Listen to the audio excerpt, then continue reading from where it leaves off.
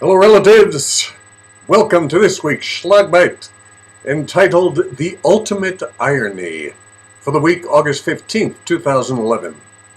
I took my 16-year-old grandson to a remote lake in the Arizona mountains, get away from the oppressive heat. We'll fish and sit around the campfire at night. It was a glorious retreat. It had rained for hours before we got up there, and finding dry kindling was a challenge. And after that, enjoyed my signature first night dish, which is mac and cheese hamburger helper, which my grandson thought was an epicurean delight. It's amazing. All food tastes better in the woods. And then we sat around the campfire and talked about everything from family to philosophy. And in between, we'd look up at the night sky, and before our eyes could accommodate to the darkness, we would see only a few stars. And then, as we got away from that dazzling firelight, more and more of them appeared.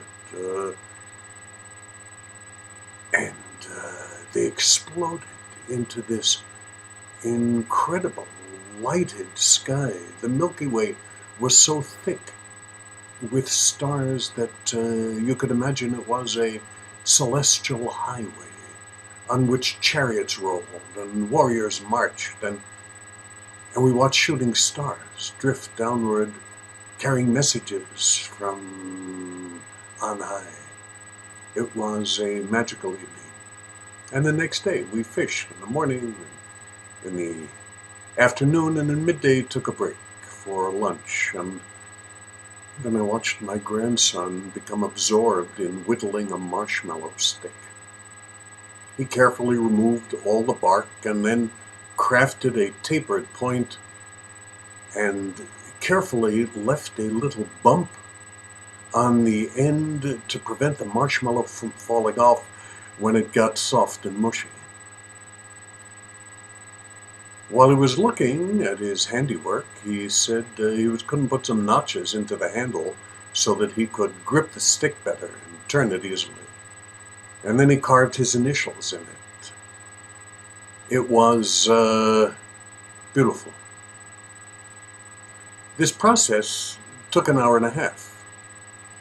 And during the whittling, he said to me, "This is the ultimate irony," which caught my attention, that he could use the word in the sentence. And I said, "What do you mean?" And he said, "In the city, I have my laptop, cell phone, iPod. I have access to friends, movies, games, and I still get bored. Here, I'm in the woods. There's no reception, and there is nothing to do, and I don't feel bored at all. How am I going to explain it to my friends that I spend an hour whittling a stick? It's the ultimate irony.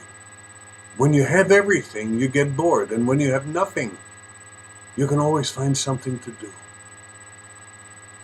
And in the midst of all this governmental ineptitude, the current fiscal despair, and continually random acts of mindless terror, I sit here with tears in my eyes, and I think that civilization may yet survive.